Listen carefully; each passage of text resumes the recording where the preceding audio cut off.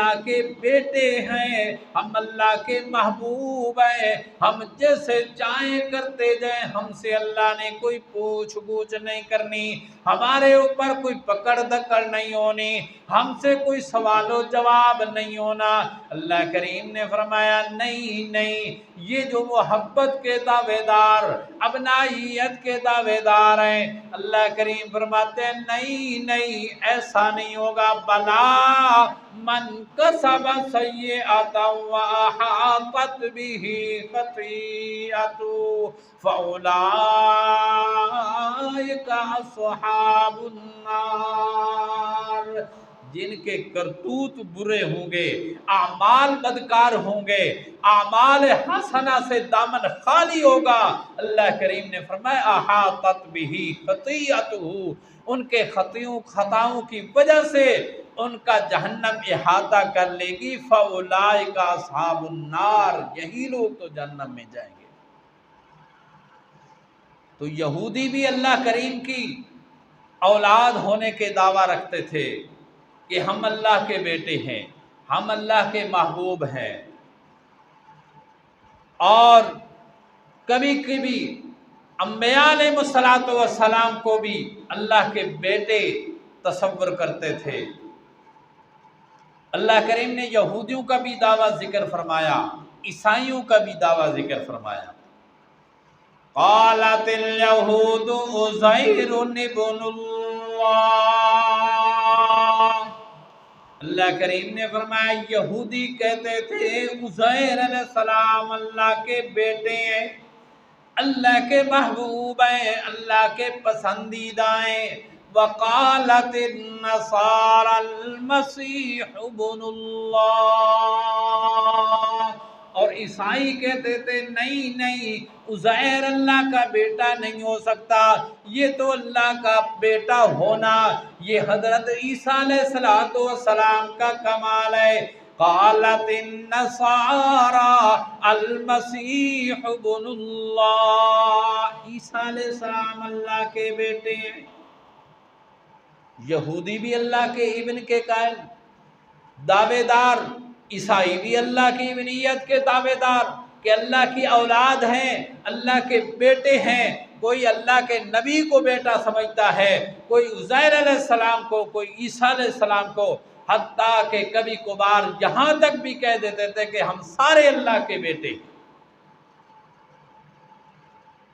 اور تیسری قوم تھی مشرکین مکہ، وہ بھی اللہ کریم کی ابنیت کے قائل تھے، اولاد کے قائل تھے۔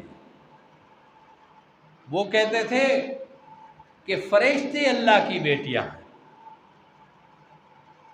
اللہ کریم نے فرمایا وَجَعَلُوا لَهُ مِنْ عِبَادِهِ جُزْءًا وَجَعَلُوا لَهُ مِنْ عِبَادِهِ جُزْءًا، مشرکین اللہ کے بندوں میں سے، یعنی اللہ کی مخلوق فرشتوں میں سے، جزءاً اولاد مانتے تھے، بیٹیاں مانتے تھے کہ فرشتے اللہ کی نعوذ باللہ بیٹیاں ہیں۔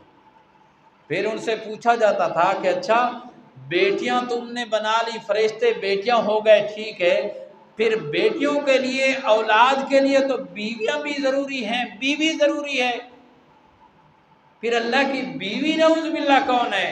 تو اس وقت وہ یہ گردانتے تھے کہ بھائی یہ جنات کی جو مؤنثے ہیں یہ نعوذ باللہ اللہ کی بیویاں ہیں۔ تو ایسے ایسے دعوے کرتے تھے۔ مشرکین بھی اللہ کی ابنیت کے قائل تھے، اولاد کے قائل تھے، فرشتوں کو اللہ کی بیٹیاں مانتے تھے، اور یہودی عزیر علیہ السلام کو اللہ کا بیٹا مانتے، عیسائی عیسیٰ علیہ السلام کو اللہ کا بیٹا مانتے، حتیٰ کہ کبھی کبھار اپنی ساری قوم کے بارے میں یہود اور عیسائیت یہ دعویٰ کر بیٹھتی تھی کہ ہم سارے اللہ کے بیٹے ہیں۔ نعوذ باللہ۔ پھر یاد رکھنا میرے بھائی اور دوستو، اس ابنائیت سے مراد، بنوت سے مراد، بنتیت سے مراد وہ حقیقی بیٹے اور حقیقی بیٹیاں نہیں تسلیم کرتے تھے۔ بلکہ یہاں اتخاذ ولد ہے۔ قرآن پاک نے بھی کہا اتخذ اللہ ولدا، انہوں نے بنا لیے تھے۔ اور اتخاذ ولد کہتے ہیں متبنہ کو، یعنی اس اولاد کو جو منہ بولے بیٹے ہیں اور محبت کی بنا پر بنائے جاتے ہیں، حقیقتاً وہ بیٹے ہوتے نہیں۔ متبنہ کہتے ہیں مثلا کسی آدمی کے اولاد نہ ہو، وہ کسی دوسرے سے بچہ حاصل یا بچی لے لیتا ہے تو یہ اس کا متبنہ اور منہ بولا اور پالتو بیٹا اور اولاد تصور ہوتی ہے۔ تو وہ پالتو متبنہ وہ کس بنا پر ہوتا ہے؟ محبت کی بنا پر، کہ اولاد کی بڑی محبت ہے، بڑی مجھے محبت ہے، بڑی چاہت ہے، خواہش ہے کہ یہ میری ہونی چاہیے، لیکن اللہ کی طرف سے نہیں ہو رہی تو کوئی دے دیتا ہے تو وہ بڑی محبت اور شفقت سے اس کو پالتا ہے، بڑا کرتا ہے، پھر اس کے سارے ضروریات بھی اور حتیٰ کہ اپنے ساری مالکیت بھی اس کے حوالے کر دیتا ہے۔ تو اس طرح یہود و نصارہ بھی، مشرکین بھی اللہ تعالیٰ کی بنوت کے جو قائل تھے، اولاد کے قائل تھے، حقیقی اولاد نہیں مانتے تھے، بلکہ ان کا مقصد یہ تھا کہ یہ اللہ کے متبنے ہیں، محبت کی بنا پر اللہ کریم نے ان کو اپنے کچھ تصرفات دے رکھے ہیں، اختیارات دے رکھے ہیں۔ اللہ کریم ان سے بڑی محبت کرتا ہے، بڑی شفقت کا معاملہ کرتا ہے۔ جب یہ اللہ کے سامنے کوئی درخواست رکھیں تو اللہ کریم ان کو کبھی ناراض نہیں کرتا۔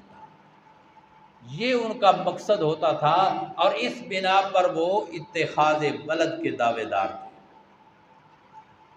جس طرح آج کے مشرکین بھی اسی چیز کے دعوے دار ہیں کہ بھئی یہ حضرات